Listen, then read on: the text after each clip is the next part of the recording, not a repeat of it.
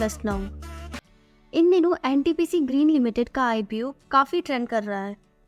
इसी तरह का एक आईपीओ पहले भी आया है, ACME, जो कि 12% गिरा था।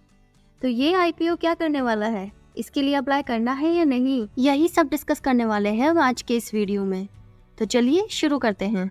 इनकॉर्पोरेटेड इन अप्रैल 2022, सिर्फ 2 साल पुरानी ये कंपनी है, wholly owned subsidiary of NTPC limited. Operational capacity इसकी 3000 मेगावाट सोलर प्रोजेक्ट से और 100 मेगावाट विंड प्रोजेक्ट से है। Companies portfolio consisted of 14,696 megawatt including 2,925 of operating projects and approx 12,000 megawatt of contracted projects। Financials देख लेते हैं। देखिए, स्टार्टिंग में 18,431 करोड़ के एसेट्स हैं, जो कि अब 2 साल के अंदर 32,408 करोड़ के एसेट क्रिएट किए हैं इसने। रेवेन्यू इसका कंटिन्यू इंक्रीजिंग मोड पर है।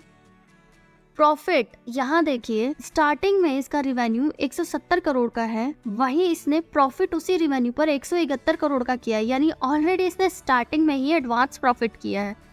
बोरोविंग देखिए, इसकी 17,000 का कर्ज है इस कंपनी पर। इम्पोर्टेंट डेट्स चेक कर लेते हैं। आईपीओ 19 नवंबर को ओपन हो चुका है। क्लोजिंग डेट इसकी नवंबर 22 रहने वाली है। अलॉटमेंट डेट रहेगी आपकी नवंबर 25। रिफंड्स और शेयर क्रेडिट आपके हो जाएंगे 26 नवंबर को। लिस्टिंग रहेगी स्टॉक की नवंबर 27 को। प्राइस बैंड इसने एक्सपेक्टेशन से ऑलरेडी बढ़ा के दिया है। एक्सपेक्टेशन जहां 40-50 की लगाई जा रही थी, वहां पे इसने 102 से 108 पर शेयर का प्राइस बैंड दिया है। 138 का लॉट साइज है, यानी कि अगर आप 108 का प्राइस लेते हैं, 14,904 रुपए का आपका इन्वेस्टमेंट बनता है। टोटल इश्यू इसका 10,000 करोड़ का है और वो पूरा का पूरा इसका फ्रेश इश्यू रहेगा। एम्प्लॉयज के लिए 5 रुपये पर शेयर का डिस्काउंट। अगर रिटेल से अप्लाई करते हैं तो मिनिमम 1 लॉट और मैक्सिमम 13 लॉट से अप्लाई कर सकते हैं। अगर स्मॉल HNI से अप्लाई करते हैं तो मिनिमम 14 और मैक्सिमम 67 लॉट से अप्लाई कर सकते हैं। अगर आप बिग HNI से अप्लाई करते हैं तो 68 लॉट के साथ अप्लाई कर सकते हैं। अब बात करते हैं शेयर होल्डर कोटा की। तो इस आईपीओ का रेड हेरिंग प्रोस्पेक्टस रिलीज हुआ है 12 नवंबर को, यानी कि जिस दिन आईपीओ का रेड हेरिंग प्रोस्पेक्टस जारी होता है उससे एक दिन पहले तक आप शेयर होल्डिंग कोटा के लिए एलिजिबल होते हैं। यानी कि अगर आपने 11 नवंबर या उससे पहले एनटीपीसी का शेयर लिया है तो आप शेयर होल्डर कोटा के लिए एलिजिबल है। जैसा कि आप जानते हैं कि आईपीओ एप्लीकेशन 19 नवंबर से ओपन हो चुकी है, तो एक नज़र इसकी सब्सक्रिप्शन पर भी डाल लेते हैं।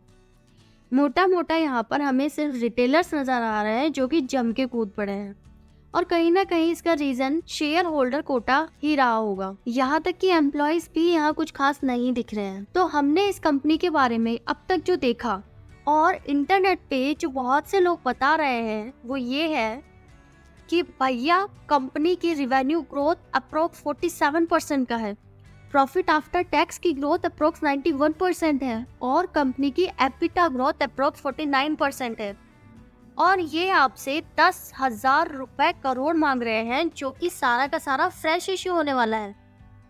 यानी सारा पैसा कंपनी अपनी ग्रोथ पर लगा रही है। वाह, सब कुछ कितना परफेक्ट है ना? बट ये सब बातें जानकर भी अगर मैं आपसे ये कहूं कि इस कंपनी में पैसा लगाने से पहले एक बार फिर से सोच लेना। क्यों, बताती हूँ।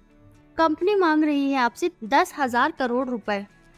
तो पहली बात ये कि जब भी कोई कंपनी बड़ा पैसा मांगती है तो लिस्टिंग के वक्त कुछ खास परफॉर्म नहीं कर पाती है। यहाँ तक कि कुछ कंपनीज तो लिस्टिंग के बाद अच्छे खासे डिस्काउंट प्राइस पर मिल जाती है।